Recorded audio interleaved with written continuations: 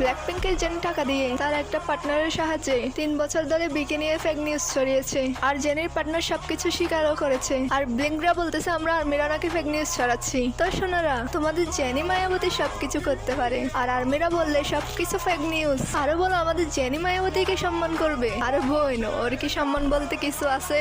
আমার তো মনে হয় নাই। আর আমরা আর্মিরা সত্য কথা বললে টক্সিক হয়ে যায়। তো ফারাজ যত ফেক নিউজ করে চিল্লান না কেন, সত্য কখনো মিথ্যা হয়ে যায় না। এই খেলা যখন আপনাদের জেনি মায়াবতী শুরু করেছেন, তাহলে খেলাটা শেষ করবো আমরা আর্মিরা। আপনারা বলতেন না আমরা আর্মিরা টক্সিক, তাহলে শুনে রাখুন, আমাদের আইডলদের জন্য আমরা টক্সিক হতেও রাজি। কথাটা মাথায় ভালো করে ঢুকাই রাখুন।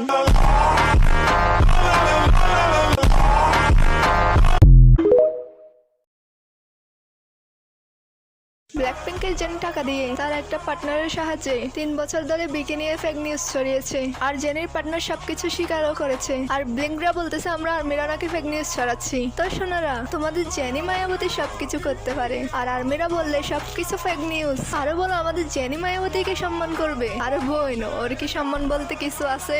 আমার তো মনে হয় নাই। আর আমরা আর্মিরা সত্য কথা বললে টক্সিক হয়ে যায়। তো ফারাজ যত ফেক নিউজ করে চিল্লান না কেন, সত্য কখনো মিথ্যা হয়ে যায় না। এই খেলা যখন আপনাদের জেনি মায়াবতী শুরু করেছেন, তাহলে খেলাটা শেষ করবো আমরা আর্মিরা। আপনারা বলতেন না আমরা আর্মিরা টক্সিক, তাহলে শুনে রাখুন, আমাদের আইডলদের জন্য আমরা টক্সিক হতেও রাজি। কথাটা মাথায় ভালো করে ঢুকাই রাখুন।